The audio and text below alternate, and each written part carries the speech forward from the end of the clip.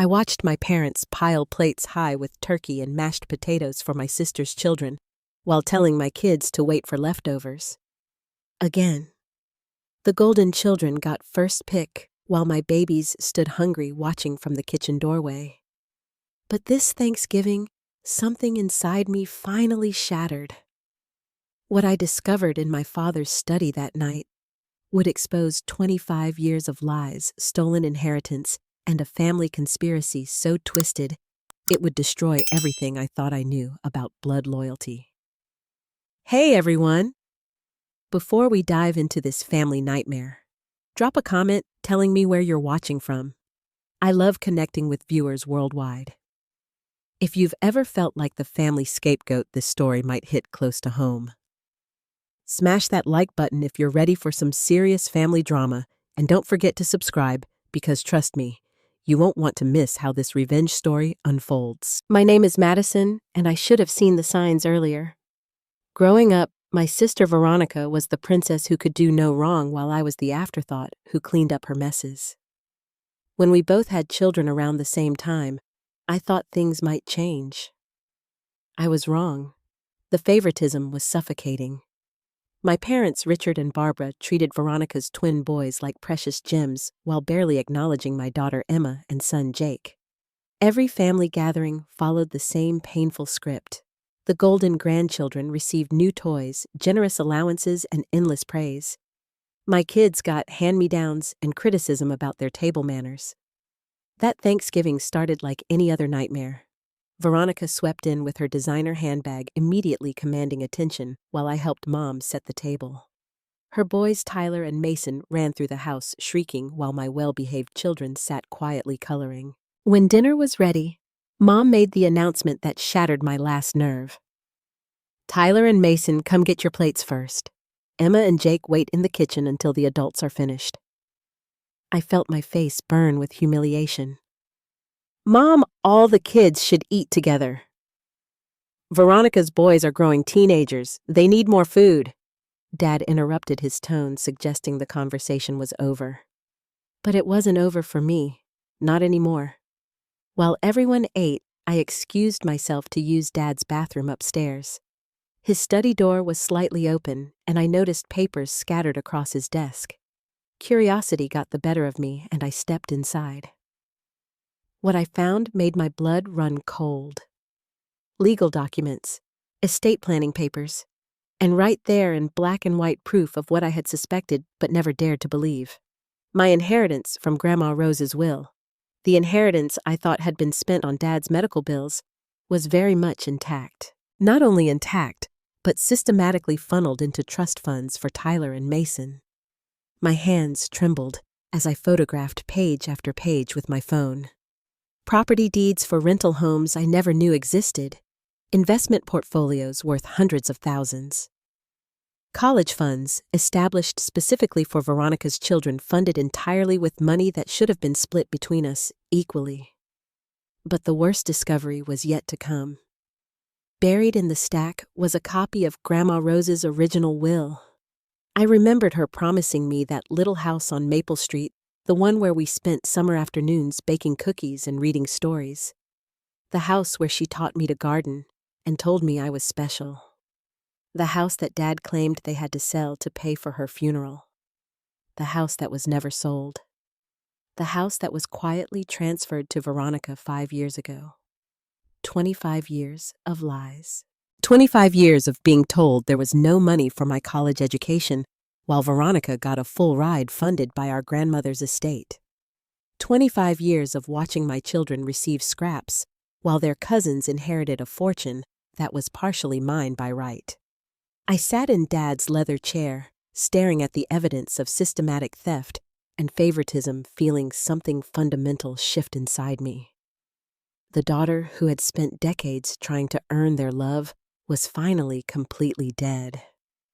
In her place was someone who understood exactly what kind of people her parents really were. The worst part was realizing this wasn't just about money. It was about 25 years of gaslighting, making me believe I was worthless, making me question my own memories and perceptions. How many times had I apologized for things that weren't my fault? How many times had I accepted their crumbs and convinced myself I was being ungrateful? I heard Mom calling my name from downstairs, probably wondering where their free labor had disappeared to. For a moment, I considered confronting them right there at the dinner table, throwing the evidence in their faces while the whole family watched. But something held me back. A calculating coldness I had never felt before. They had played a long game with my life. Maybe it was time I learned their rules. I took one final photo of the signature page showing Dad's forged name authorizing the transfer of Grandma Rose's house. Then I carefully arranged everything exactly as I had found it and walked downstairs. "There you are," Mom said irritably. "The dishes won't wash themselves." I looked at my children finished with their meager portions already helping to clear plates while Tyler and Mason played video games in the living room. Emma caught my eye and smiled sweetly, completely unaware that she had been systematically robbed of her birthright her entire life. "Of course, Mom," I said pleasantly, rolling up my sleeves. "I'll take care of everything." But as I filled the sink with hot soapy water, my mind was already working. The evidence was damning, but I needed more. I needed to understand the full scope of their deception before I decided how to make them pay. Because they were going to pay. That much I knew with absolute certainty. The weeks following that Thanksgiving were a masterclass in detective work. I maintained my usual doormat persona while secretly building a case that would expose 25 years of systematic theft and emotional abuse. Every family dinner became a reconnaissance mission. Every casual conversation was an opportunity to gather intelligence. I started with public records.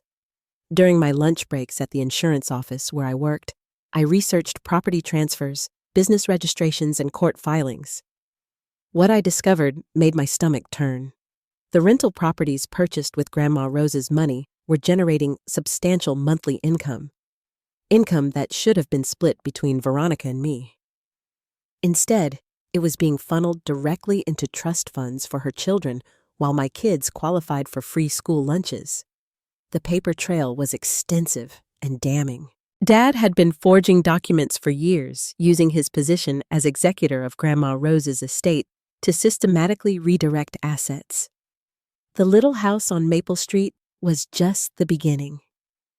He had also transferred ownership of Grandma's antique collection, her vintage jewelry, and even her life insurance payout.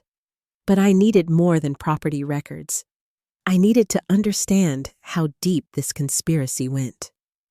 The opportunity came during our annual family Christmas shopping trip. While Mom and Veronica browsed expensive boutiques for Tyler and Mason's gifts, I volunteered to take Dad to his doctor's appointment. He was getting older, more comfortable, more careless with his words. In the car, I asked innocent questions about family finances. "Dad, I've been thinking about estate planning for my own kids. How did you handle everything when Grandma Rose passed away?" He shifted uncomfortably. "These things are complicated, Madison. Your grandmother had specific wishes about how her assets should be distributed. I just remember her always saying she wanted to make sure everyone was taken care of equally. Well, circumstances change. Veronica's situation is more challenging with the boys and their special needs." Special needs.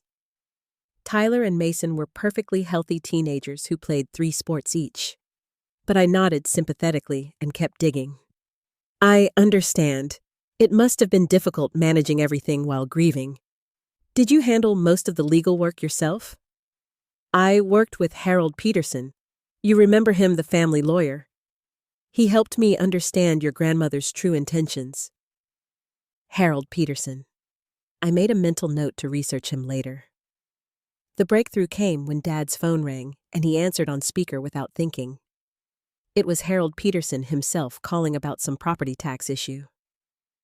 "Richard, I've got the rental income statements ready for review. The Maple Street property is performing exceptionally well. Might be time to consider additional investments for the boys' portfolios." My hands gripped the steering wheel tighter, but I kept my expression neutral. Dad quickly took the call off speaker, but the damage was done. I had confirmation that my inheritance was being actively managed and invested, without my knowledge or consent. That evening, I created a detailed timeline of every lie, every forged document, every stolen asset. The scope of their deception was breathtaking. Over 25 years, they had systematically transferred approximately $400,000 of my inheritance to Veronica's family, while convincing me I was a financial burden. But the emotional manipulation was even worse than the theft. I found old family photos where someone had deliberately excluded me from group shots. I remembered birthday parties, where Veronica received expensive gifts while I got practical items like socks and school supplies. I recalled countless conversations where my achievements were minimized while hers were celebrated endlessly.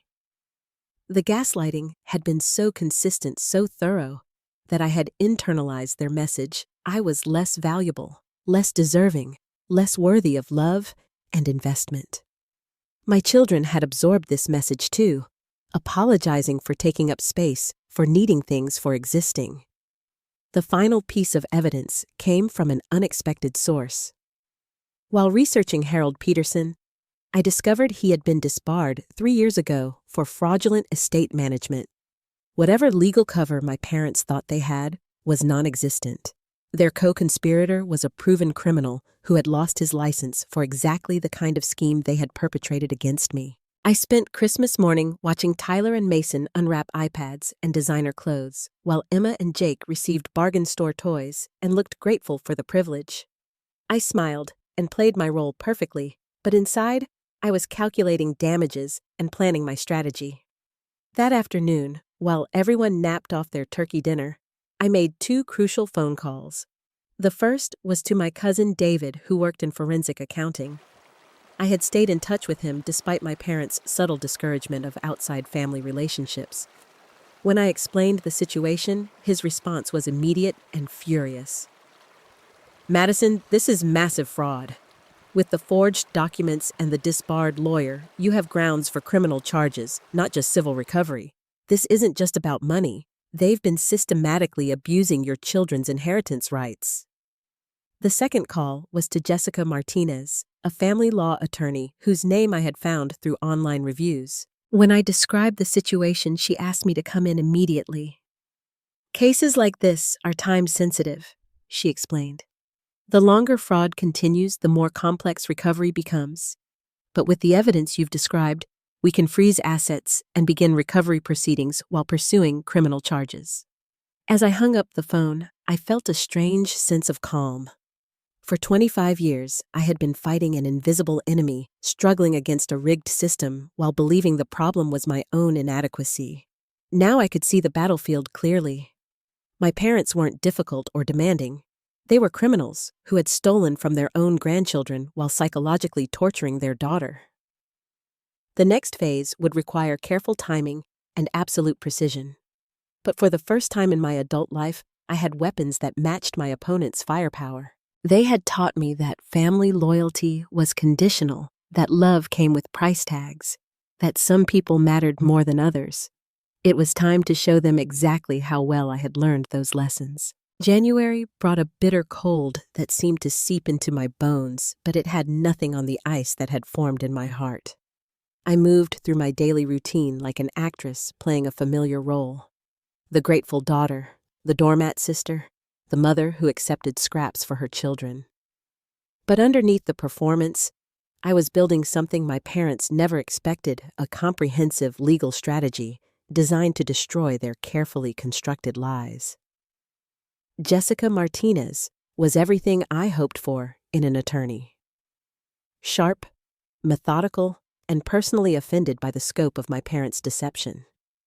During our first official meeting, she spread my evidence across her conference table like a general planning a military campaign. "This is one of the most systematic cases of familial fraud I've seen," she said, examining the forged documents. "Your parents didn't just steal from you. They created an entirely false narrative about your family's financial history. The psychological manipulation is almost as damaging as the theft." She explained that we had multiple legal avenues: criminal charges for fraud and forgery, civil recovery for the stolen assets plus damages, restitution for my children's lost inheritance. The disbarred lawyer, Harold Peterson, had exposed them to additional liability since any legal documents he had prepared were potentially invalid. The key is timing, Jessica continued. We need to freeze their assets before they realize what's happening. Once they know you're aware of the fraud, they'll try to hide or transfer everything. We spent 3 hours that day mapping out our strategy. Jessica would file for emergency asset preservation while simultaneously submitting evidence to the district attorney's office for criminal investigation. I would continue playing my role, gathering additional evidence and documenting their ongoing deception. But I wasn't working alone anymore. David, my forensic accountant cousin, had become my secret weapon. During family dinners, I would excuse myself to help with dishes while actually photographing bank statements and investment portfolios that Dad left carelessly scattered around the house. David analyzed each document, building a comprehensive picture of their financial crimes. Madison, this goes back to when Grandma Rose first started getting sick, David explained during one of our covert phone calls. They've been systematically moving money for over 7 years. This wasn't opportunistic. It was premeditated. The hardest part was maintaining my facade while watching my children continue to suffer. At Veronica's birthday party in February, I watched Tyler and Mason receive $100 gifts while Emma got a $10 gift card and Jake received nothing at all. When Jake asked me quietly why his cousins always got better presents, I had to swallow my rage and promise him it wasn't about worth. Some families are different, sweetheart, I whispered, hugging him tight. But I promise you, things are going to change soon. The breakthrough came in March. Dad had been having chest pains, and Mom asked me to take him to the emergency room while she stayed with Veronica's family. In the hospital waiting room, Dad became unexpectedly talkative, perhaps feeling his mortality more keenly. Madison, I want you to know I've tried to do right by this family, he said, his voice shaky. Your grandmother's will was complicated. Veronica needed more help because of her situation. I nodded sympathetically while recording our conversation on my phone. I understand, Dad. You had to make difficult decisions. Harold Peterson said we could structure things to minimize tax burden. Moving assets to the boys' trusts seemed like the smart financial choice. There it was, admission that the transfers were deliberate financial planning, not emergency measures to pay medical bills like they had always claimed. It must have been stressful managing everything yourself. Well, your grandmother specifically mentioned wanting the boys to have advantages. She knew Veronica struggled more than you did. Another lie. I had copies of Grandma Rose's original will, and it made no specific provisions for Veronica's children over mine. But I kept my expression neutral and encouraging. You've always been stronger, more independent, Dad continued. Madison, you don't need financial help the way your sister does. You've got that steady job, that reliable personality. The familiar refrain that had justified decades of unequal treatment. I was being punished for competence while Veronica was rewarded for manufactured helplessness. But instead of internalizing the criticism, I now heard it for what it was. A manipulative narrative designed to excuse their favoritism and theft. When Dad's tests came back normal and we headed home, he seemed to regret his openness. Madison family financial matters should stay private. Your mother would be upset if she knew I discussed any of this. Of course, Dad. I understand completely. But I didn't understand. I documented. That recording, combined with the forged documents and financial records, gave Jessica everything she needed to file criminal charges. The next phase required careful choreography. We needed to serve papers and freeze assets simultaneously to prevent my parents from hiding evidence or transferring money. Jessica coordinated with the district attorney's office to time everything perfectly. Meanwhile, I had to continue playing my role at weekly family dinners. The psychological toll was enormous. Watching my parents lavish attention and resources on Veronica's family while treating my children like inconveniences became almost unbearable now that I knew the truth. But Jessica had warned me that any change in behavior could alert them to our investigation. The hardest moment came when Emma asked me why Grandma Rose had never left her anything special. She had found an old photo of herself with Grandma Rose in the little house on Maple Street and wanted to know if she could visit there sometime. "Grandma Rose loved you very much," I told her honestly, "and she did leave you special things. We're going to get them back." Emma looked confused, but I couldn't explain further without potentially compromising our case. Instead, I hugged her tightly and promised that soon, very soon, everything would make sense. Behind the scenes, our legal team was building an airtight case. David's forensic analysis revealed the full scope of the fraud. Nearly $500,000 transferred illegally over 7 years. Jessica's research uncovered similar patterns in Harold Peterson's other cases before his disbarment, suggesting my parents knew exactly what they were doing. We also discovered that Veronica likely knew about at least some of the transfers. Bank records showed her making large cash deposits around the same time money was being moved from Grandma Rose's estate. Whether she was an active conspirator or just a willing beneficiary, she was complicit in the systematic theft from my children. By April, we were ready to strike. Jessica had coordinated with the sheriff's office to serve papers during a family dinner, ensuring maximum shock value and preventing any last-minute asset transfers.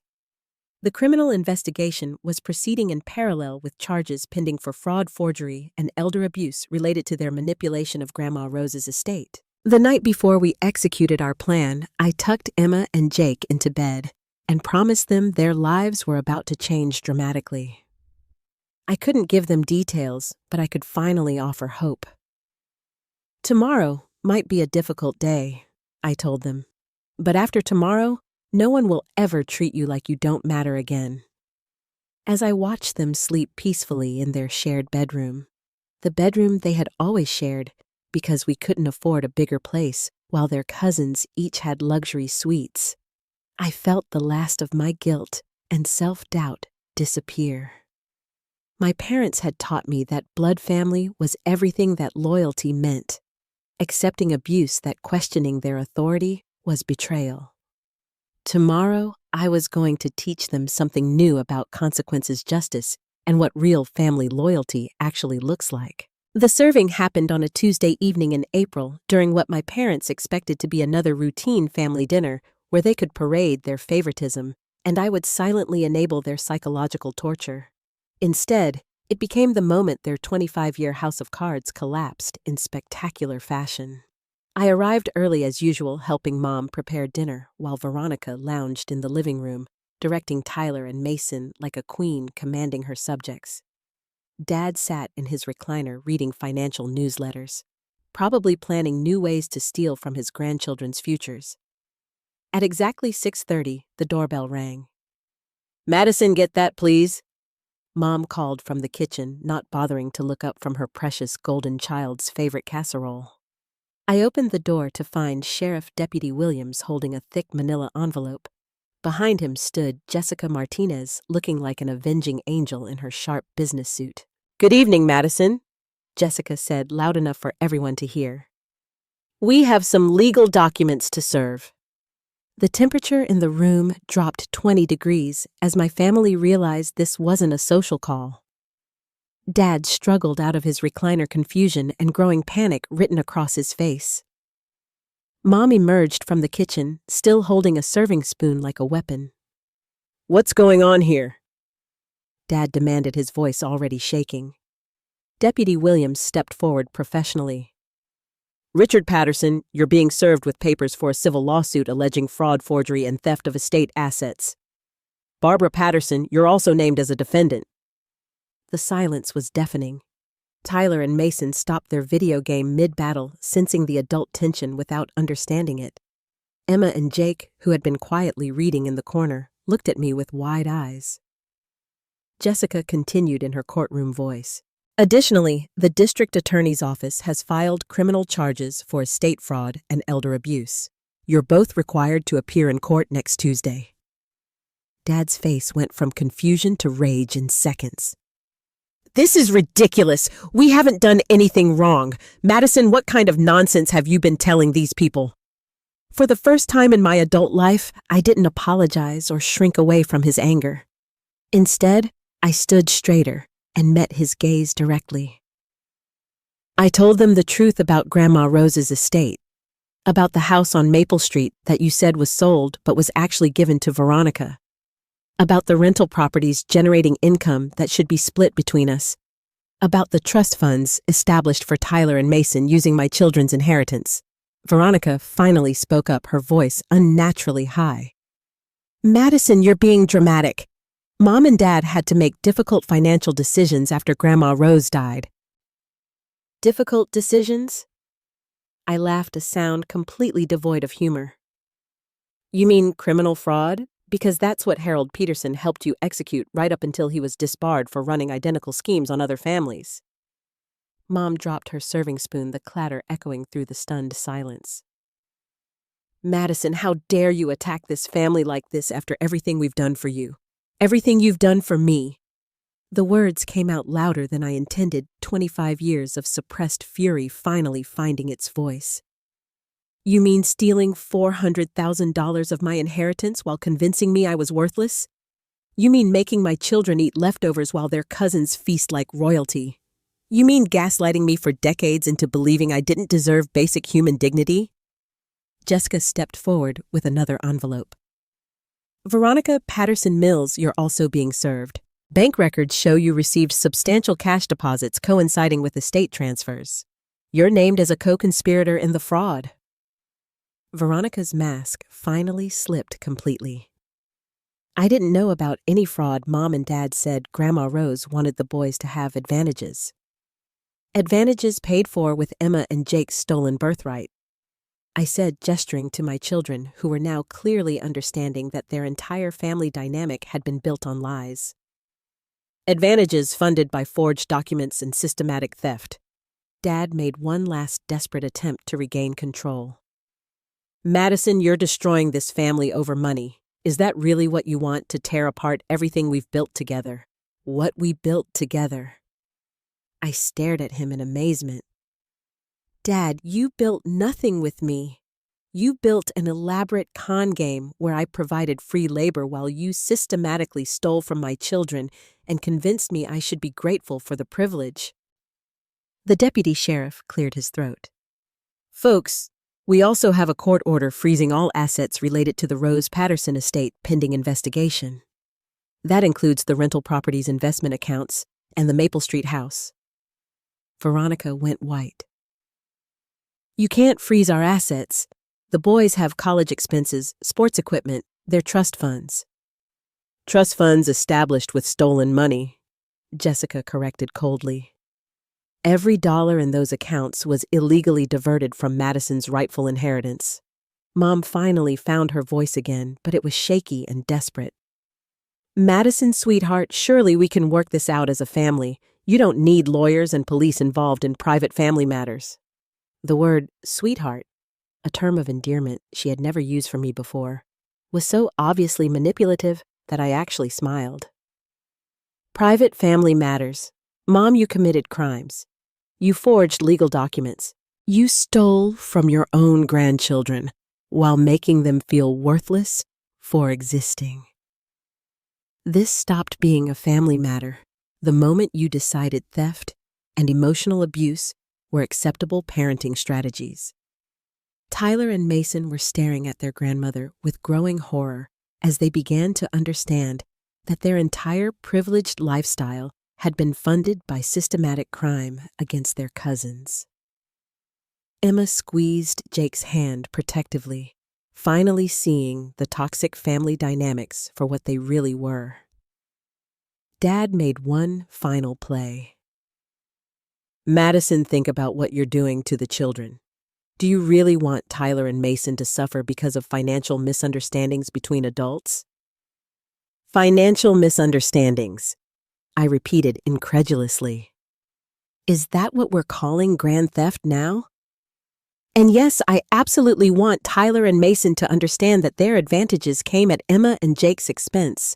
I want them to learn that actions have consequences and that benefiting from crime makes you complicit in it. Jessica handed me the final document. Madison, the court, has also approved your request for immediate restitution pending trial. Your children will receive monthly support payments from the frozen estate assets to compensate for years of educational and developmental resources that were denied to them. For the first time that evening, I felt genuine emotion crack through my controlled fury. My children would finally receive what they had always deserved, not just financially, but the acknowledgement that they mattered, that they were valuable, that they had always been worthy of love and investment. As the deputy sheriff and Jessica prepared to leave, Dad made one last desperate attempt to salvage his crumbling kingdom.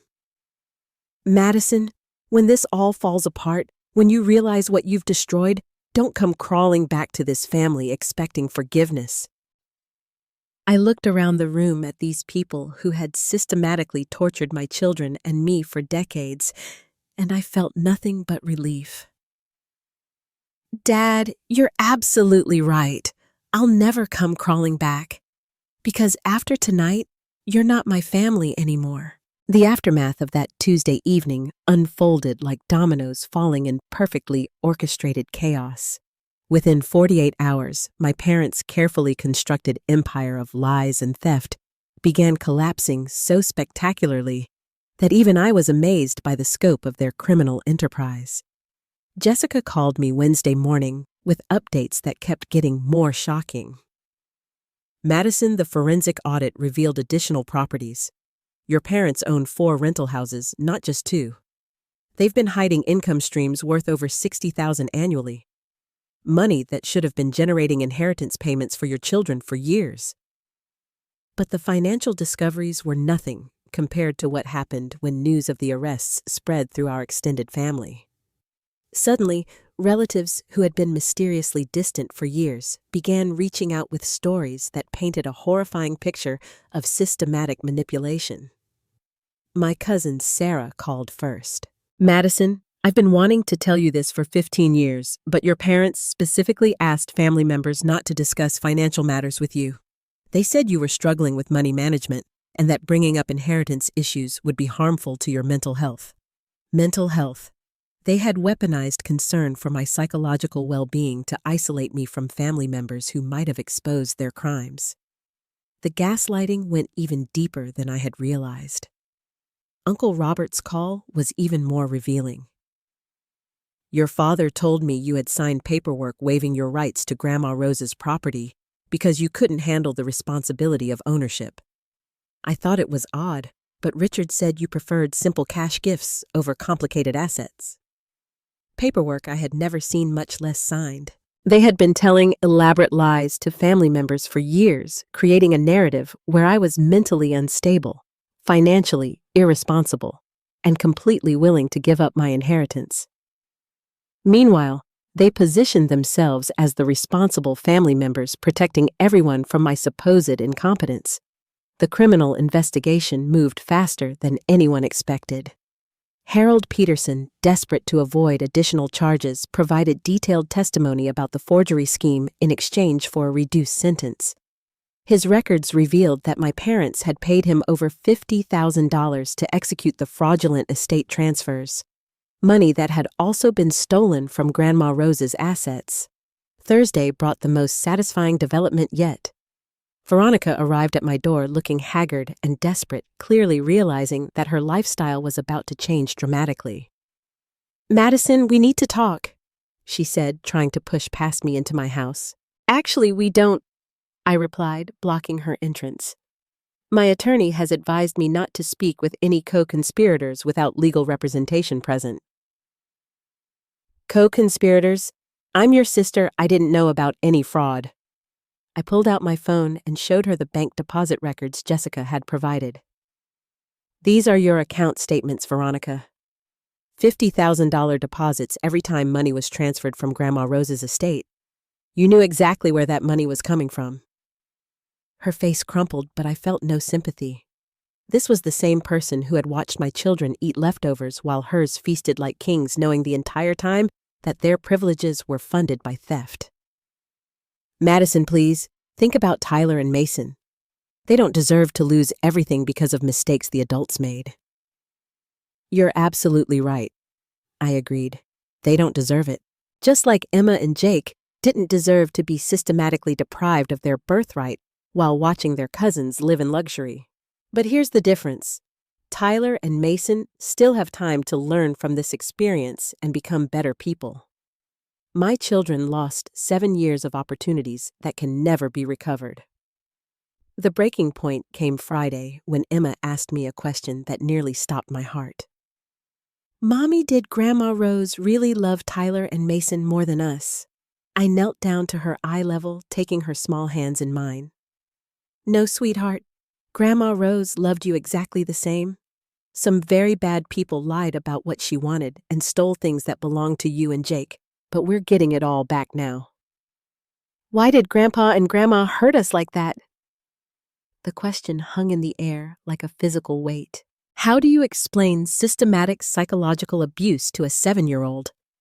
How do you tell a child that their grandparents are criminals who viewed them as disposable? Sometimes adults make very bad choices because they love some people more than others, but that doesn't mean you did anything wrong. You and Jake are perfect exactly as you are. That weekend, the media picked up the story. Local family accused of 25-year fraud scheme ran in the regional newspaper, complete with photos of my parents being led away in handcuffs.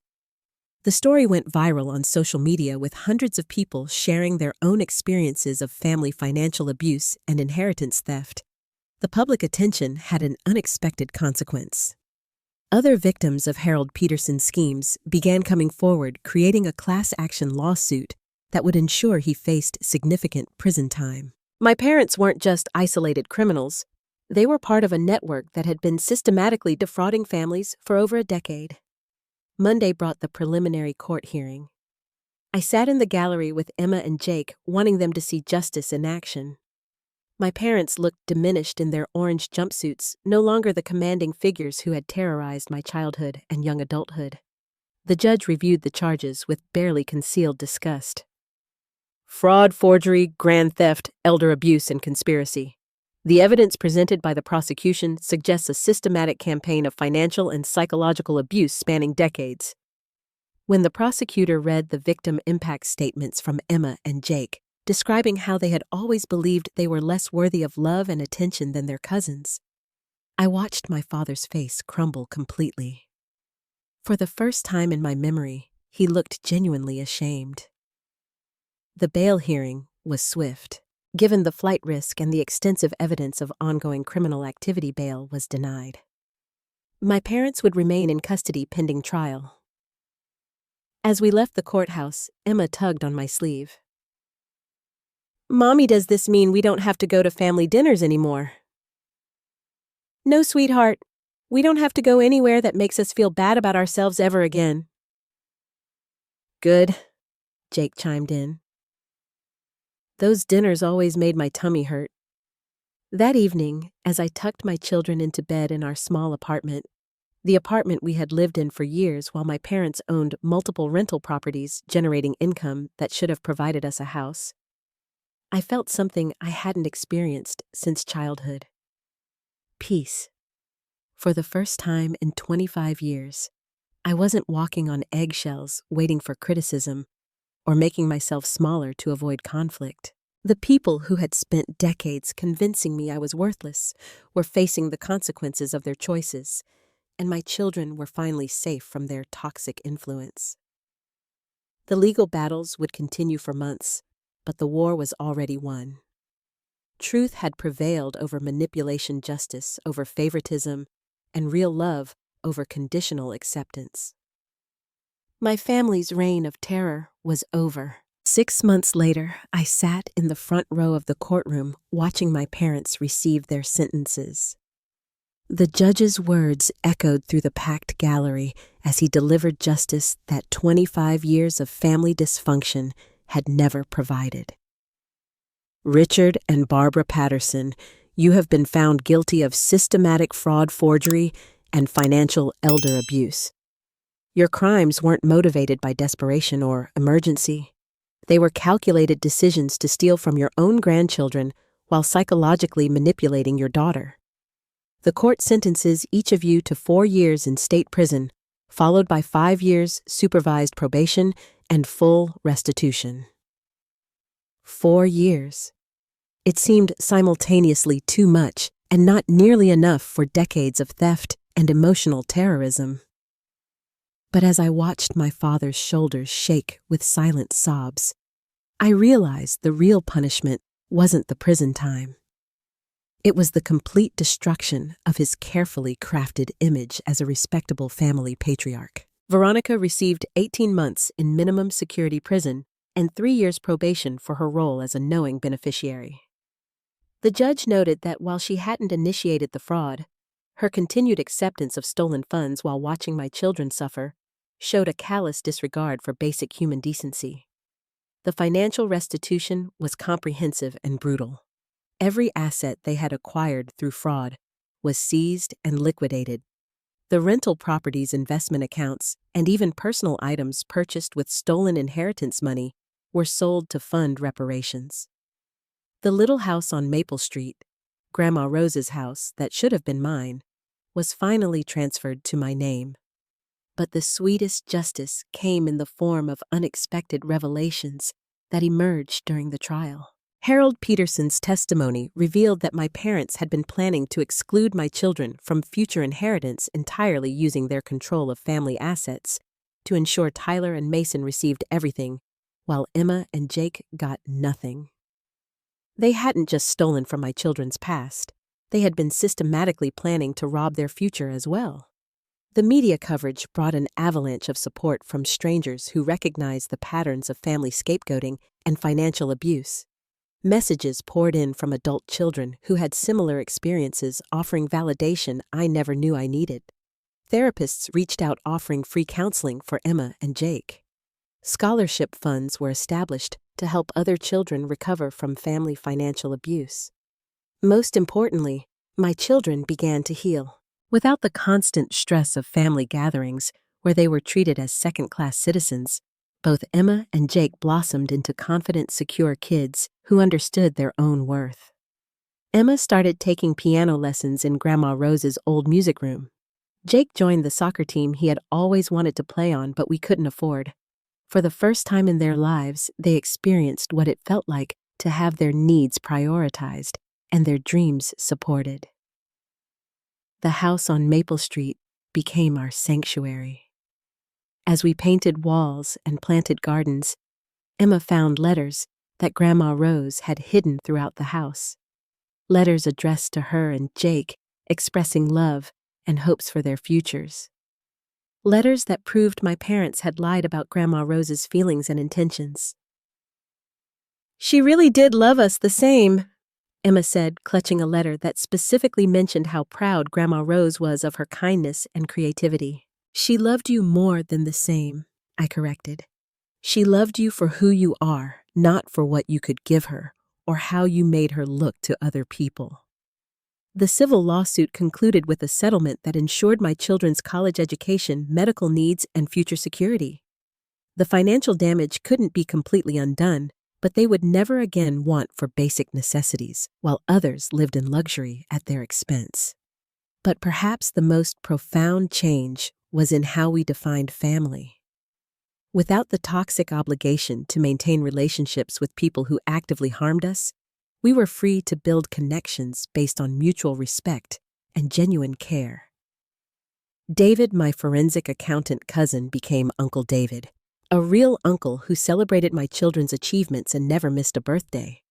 Sarah and Robert, finally free to have honest relationships with us, became regular fixtures at our dinner table. We created Sunday dinners filled with laughter instead of tension, conversation instead of criticism, and unconditional acceptance instead of performance-based love.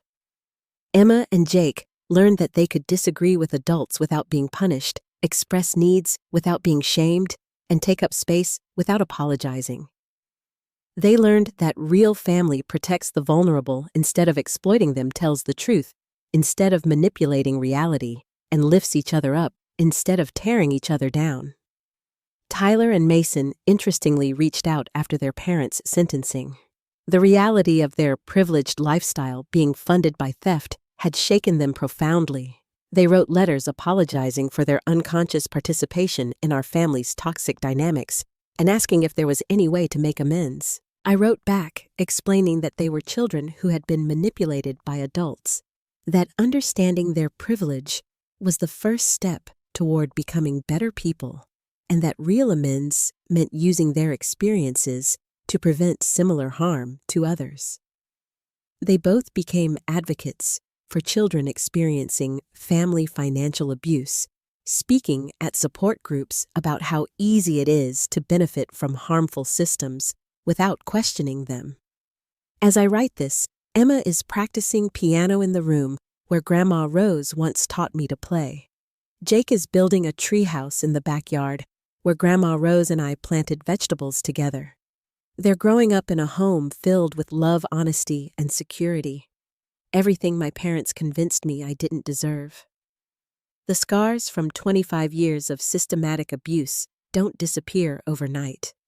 I still catch myself apologizing for taking up space, still struggle to believe I deserve good things, still feel guilty for prioritizing my children's needs. But therapy time and the daily evidence that I am worthy of love and respect have slowly rebuilt what my parents spent decades destroying. Sometimes people ask me if I regret destroying my family over money. The question reveals a fundamental misunderstanding of what really happened. I didn't destroy anything. I exposed destruction that had been happening for decades. I didn't choose money over family. I chose justice over continued abuse. I didn't break family bonds. I refused to continue enabling people who viewed my children as disposable. My parents taught me that love was conditional, that worth was measured in favoritism, that questioning authority was betrayal, and that blood relation justified any behavior. Justice taught me that love is protective, that worth is inherent, that truth matters more than peace, and that real family earns its place through actions, not genetics. Have you ever had to choose between family loyalty and protecting your children? Have you experienced the devastating realization that people you trusted were systematically harming those you loved most? Drop a comment below sharing your story. You might be surprised how many people understand exactly what you've been through. If this video helped you recognize toxic family patterns in your own life, please hit that like button and subscribe for more stories about family recovery and justice. Share this with someone who needs to know they're not alone in questioning family dynamics that never felt right. Thank you for joining me on this journey from victim to survivor to advocate. Remember, choosing your own well-being and your children's safety over toxic family expectations isn't selfish. It's the most loving thing you can do. Sometimes the greatest act of family loyalty is refusing to participate in systems that harm the most vulnerable members. Until next time, choose truth over convenience, justice over false peace, and never forget that you and your children deserve love that doesn't come with conditions.